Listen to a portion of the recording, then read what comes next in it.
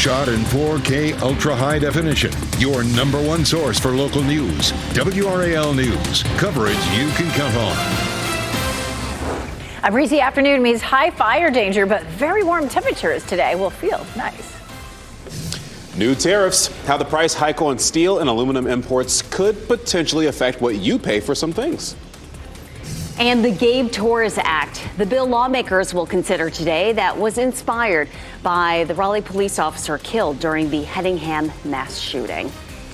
Good morning, everyone. It is 4:30 here on your Wednesday morning. As always, we appreciate you early risers. Thanks for waking up with us. I'm Renee Chu. And I'm Chris Levin, getting in for Jeff Hogan. You know what else we appreciate? Elizabeth Gardner being back. They're in the WRAL's Severe Weather Center on a lovely day today we're going to have. Yeah, well, a little bit of whiplash. I was skiing the last couple of days up in West Virginia, but it was beautiful. It was warm. It was sunny. It was fabulous. One thing about our beautiful weather is it's going to bring us high fire danger again today, mostly for the Triangle area westward. Warm temperatures, breezy conditions, very low humidity all mean that you shouldn't do any outdoor burning today. We take a live look at the tower this morning, lit in blue for another gorgeous day. It feels really comfortable out there, 51 degrees. And right now the wind is light, but we'll be gusting 15 to 20 this afternoon. Temperatures across the area, 40s and 50s, 43 Roxborough, 42 Rocky Mount, but 51 in Durham and 53 degrees in Southern Pines. With the light winds, we're seeing sort of a wide range in our temperatures this morning. But look at this. We get to hit 81 degrees this afternoon, one of the warmest days that we've seen so far this year. I'll show you when we'll see more rain in our forecast coming up. Well, Elizabeth, bringing the warmth and the sunshine. Thank you. Today, President Trump's increased tariffs on all steel and aluminum imports to 25% goes into effect. These tariffs come as fears of an economic slowdown ramp up. WRAL's Kelsey Coffey joins us live in Cary. Kelsey, good morning to you. The latest test of how inflation is affecting the economy will be coming out later this morning. Yes, Renee, this morning we'll be able to get a closer look at how inflation will impact the prices you pay here at the grocery store, and those new tariffs going into effect today could impact your wallet. 25% tariffs on all steel and aluminum imports start today, so auto prices could go up. Home builders say tariffs have already shaken their industry, and prices could also rise for appliances, medical devices, beverage cans, and more. NC State economist Andrew Greenland says we likely won't see the full impact of tariffs in today's inflation report. The tariffs have created a small increase in prices for now, but bigger increases could come later. Insofar as they're impacting fruits and vegetables coming out of Mexico, for example, we may see increases in construction costs as steel, aluminum, and lumber are things coming out of Canada that have had tariffs placed on them. Now looking ahead to how the Fed could respond to this inflation report, Greenland says that they're in a complicated position right now as we could potentially be headed towards a recession. He says they likely won't lower interest rates, but we'll be sure to keep you updated when that inflation report is released this morning at 8:30. Kelsey Coffey, WRAL News, live in Cary. We're also watching this. There are dramatic cuts coming to nearly half of the U.S. Department of Education staff. Administration leadership says all career employees at the department are being told to stay home today, and they're saying this is because of a security event. Employees have been told to have their government-issued laptops with them. So let's break down how this will affect the department. A statement from the department says when President Donald Trump was inaugurated, its workforce was 4,133 people. But after last night's actions, the department's workforce will be roughly 2,183 workers. The statement claims the department will continue to deliver on all programs under the agency's purview by law, and that includes formula funding, student loans, Pell Grants, and funding for special needs students. North Carolina's largest school district is sending strong words of caution about this. Wake County Schools issued a statement saying, quote, efforts to dismantle the U.S. Department of Education and eliminate federal funding would cause significant harm to children, families, and our community. Even if funding is not eliminated outright, shifting responsibility from one federal agency to another could create bureaucratic delays, uncertainty, and gaps in services. But I want to be very clear, as of now, the department is not indicating it will be handing off programs to another agency. While school districts brace for impact from the Department of Education cuts, they are also dealing with other cuts from the U.S. Department of Agriculture. Durham Public Schools tells WRAL that the local Food for Schools grant is not being renewed next year. DPS was awarded a little more than $122,000 to provide fresh, healthy meals for kids and to support local farmers. Wake Schools received $50,000 from that program. The local Food for Schools program is one of 2 USDA programs being cut, totaling more than $1 billion in funding nationwide. A Raleigh police officer killed during the Hedingham shooting is the inspiration for a bill in a state house committee this morning. WRAL's Laura Levine joins us live from the legislative building in Raleigh. And Laura, lawmakers will be discussing the Gabe Torres Act today. Hey, Chris, good morning. And this isn't the first time legislation related to this has been introduced here on Jones Street. However, this morning, the House committee will review this bill inspired by the fallen police officer. Gabriel Torres, he was an RPD officer who was killed in the Hedingham shooting back in 2022. He was killed in his own driveway on his way into work that day. State law doesn't currently extend death benefits to law enforcement officers on their way to or from work. His wife and daughter were able to win a death benefit claim, but only after a 2-year legal battle. The Gabe Torres Act would make it clear in state law that an officer on their way to or from work is eligible for death benefits if they die in the line of duty. So the State House passed a similar bill back in 2023, but the Senate did not give it a hearing. We will continue to follow what happens here today at the State House Committee this morning. Laura Levine, WRAL News, live in Raleigh. The ACLU is suing UNC Chapel Hill over the way people involved in last spring's pro-Palestinian encampment are being punished.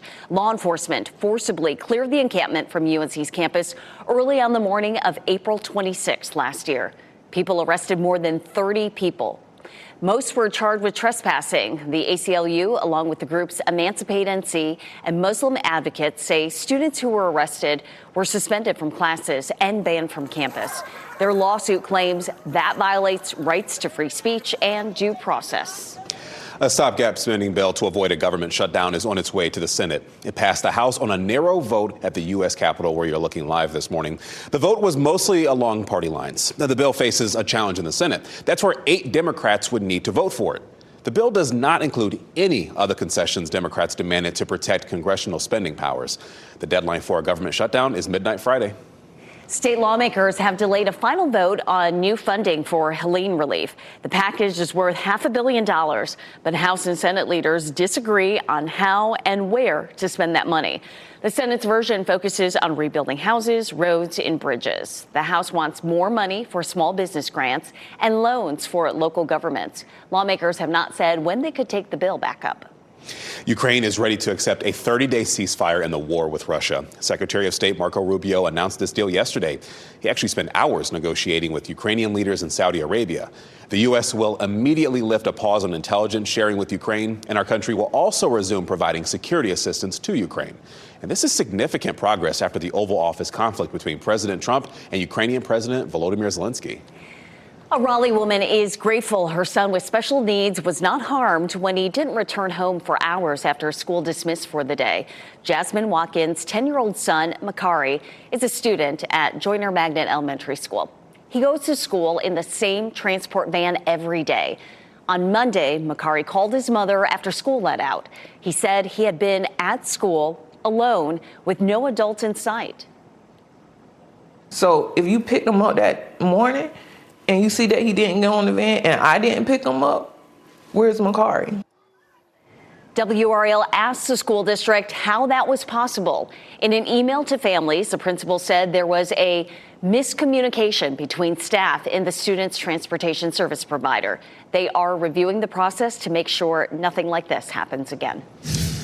Your time is 4:39. Trapped and alone. A woman was involved in a crash, stuck in her car for days, and found alive. I'm so glad she was found alive, and I just can't wait to hug her and kiss her. How she managed to survive as she waited days to be rescued. Mapping the universe, a new telescope is on its journey to space. The questions scientists hope it answers about the creation of our galaxy. Now let's get you a live look at Fenton and Cary. Pretty quiet, makes sense, it's 4 a.m. Unseasonably warm air is coming in these next few days, which is why meteorologist Elizabeth Gardner will share the good news and kind of the bad news with this warm spell. From the WRAL Severe Weather Center, North Carolina's most experienced team of meteorologists. It is 4:43, and we take a live look at what's happening here in downtown Raleigh. See that line of light? That's the moon, which is almost full, but not quite. It's still really pretty out there. 51 degrees in Durham right now. It's 43 in Roxborough, 49 in Garner and in Goldsboro. So our temperatures are cool this morning. It's 42 there in Rocky Mount. So your dog walking forecast, 40s this morning. So a jacket feels great, and then we're going to jump all the way to 81. Second 80-degree day of the year. We'll see lots of sunshine for it today. And of course, we're looking at beautiful weather all the way up until the weekend. What you know, once we get to the weekend, though, we are looking at the chance of some showers and possibly some severe storms for Sunday. We're going to walk through that potential coming up in just a little while. Also, we have high fire danger today. We'll talk about what that means for you coming up. A woman was in a crash in Brooke, Indiana, and she was stuck for 6 days, and finally, she was rescued. Her family reported her missing, and authorities in Indiana say a worker with a drainage company discovered Brianna Cassell in the vehicle while they were working. She wasn't visible from the road, so people couldn't see that she was trapped. And when she was found, Cassell was still conscious and speaking despite her injuries. Her family says she was found with bone fractures and severe leg injuries. Bree actually had said to her daughter this morning that she was giving up hope. But she had managed to stay alive, like she said, by dipping her hoodie and getting water out of it. Can you imagine? Goodness, that was Cassell's father. She was flown to a hospital, but it's unclear what exactly led to her crashing. A police chief in Hawaii is named as a co-conspirator of Sean Diddy Combs in a newly filed lawsuit. Maui Police Chief John Pelletier is accused of being hired security for Combs in 2018. The woman who filed the suit claims he posed as a sheriff's deputy in California to respond to a rape call involving Combs. She says Pelletier told her to go home and offered no help or medical care. She also claims he later took her and another person to his home at gunpoint and restrained them. In a statement, the Maui Police Department called the claims unfounded. President Donald Trump is facing criticism after promoting Teslas at the White House. Tesla delivered 5 of its cars to the White House for Trump to inspect. He said he would buy one to demonstrate support for Elon Musk. He also said he hopes his endorsement will help Tesla stocks go up. Ethical restraints make it extremely rare for a senior government official to endorse a consumer product. Senator Chris Murphy of Connecticut posted to X, just because the corruption plays out in public does not mean it's not corruption. A new state bill could make it illegal to fly flags supporting certain groups on public buildings, and that includes Black Lives Matter or Thin Blue Line. The bill is called the Depoliticized Government Property Act. It would only allow for official flags to be flown on public property. That includes the American flag, the North Carolina state flag, or flags for schools or military. Flags supporting certain holidays and observations such as Pride or Juneteenth, those would not be allowed. Those found in violation could face disciplinary action, including being fired. The bill still needs to win approval at other committees before heading to a vote. New this morning, NASA has launched its newest space telescope. The Sphere X was launched last night on a SpaceX 9 rocket from California. The telescope is designed specifically to survey the sky and stars. It hopes to pinpoint how galaxies formed and evolved over billions of years and how the universe expanded so fast in its first moments. Ireland's prime minister will visit the White House today for a tradition going back more than 70 years. President Trump will host Micheál Martin for the Shamrock ceremony, and Vice President J.D. Vance and the Second Lady will host Martin and his wife for breakfast. Martin will later join Trump for a meeting and a reception, too. All right, we do want to go over to weather with meteorologist Elizabeth Gardner. Welcome back, Elizabeth. I know it's very different climate that you were in the last couple of days. It's going to be warmer here. Yes, it was lovely. I was up in West Virginia doing some skiing, and the temperatures were gorgeous. The sunshine. They've got so much snow up there still. They just had such a great season. So it was wonderful to sneak up there just for a couple of days. It is feeling like May here, though. 80 degrees for the high this afternoon. Second time we've seen an 80-degree day. We saw the previous one, February February 4th, which I don't even hardly remember. It was such a cold winter. And then lunar eclipse for Thursday morning. And then on Sunday, we have a severe potential. Here's what we're looking at with weather in your wardrobe. Morning jackets. I came in a jacket, very happy to have that. And then definitely shorts and t-shirts this afternoon at 80 degrees. That's very spring-like weather for us here. Here's a live look at Cary this morning. Skies are clear. Right now it's 51, but temperatures are likely to drop into the 40s over the next couple of hours. And we're seeing 40s in a lot of places. 42 Rocky Mount, 44 in Clinton right now, 43 degrees in Roxborough. But a wide range in our temperatures. Right now it's 44 in Cary, but 49 in Garner, 50 in Apex, and 44 degrees in Fuquay-Varina. Around town, 81 in Raleigh, 82 in Durham, and 80 in Fayetteville. So a very warm day, the warmest day this week. But it will be gusty. We're going to see winds out of the south, gusting to about 15 to 20 miles per hour. So our brush fire risk is high again today. We've seen that a lot.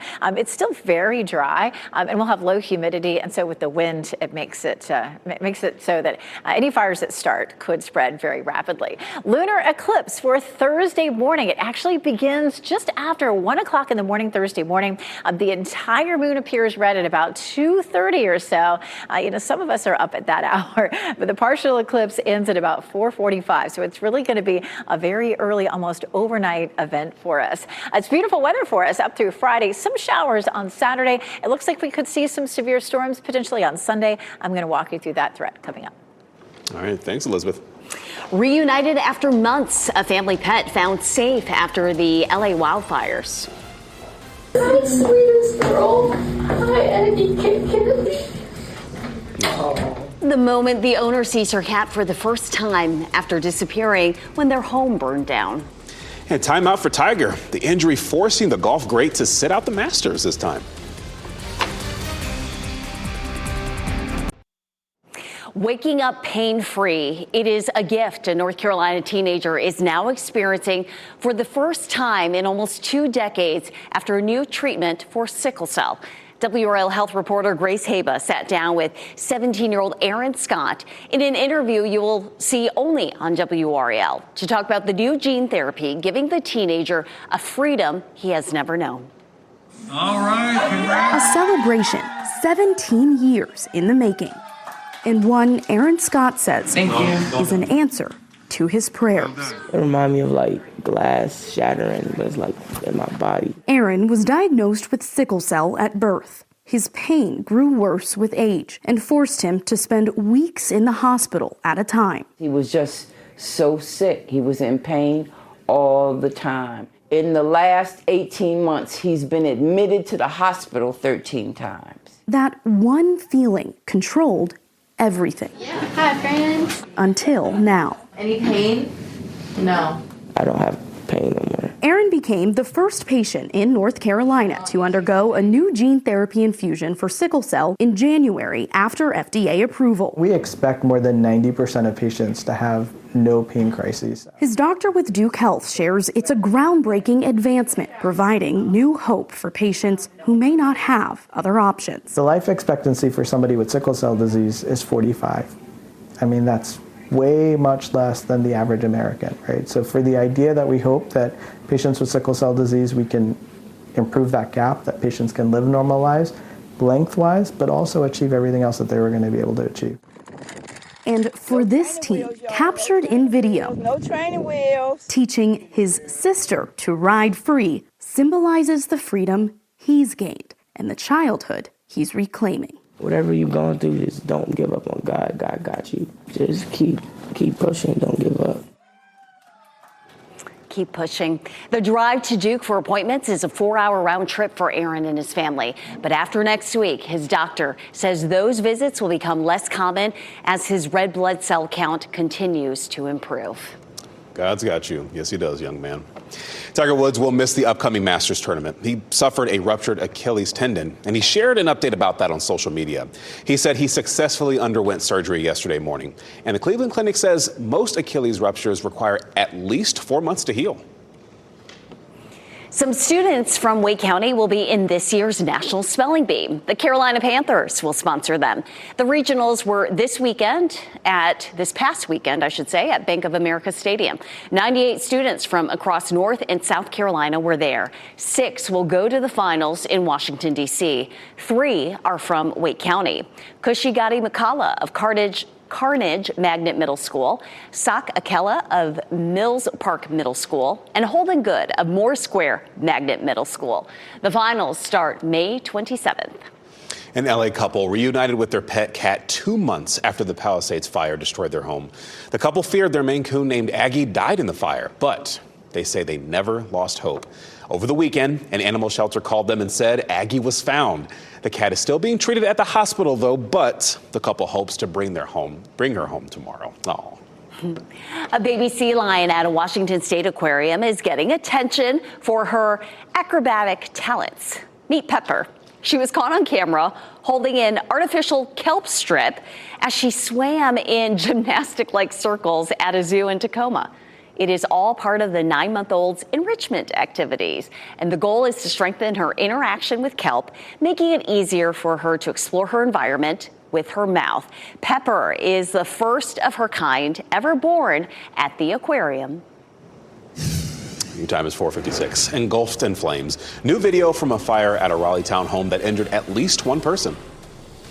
Missing abroad. We'll show you the last known images of a U.S. college student who disappeared while on a spring break trip.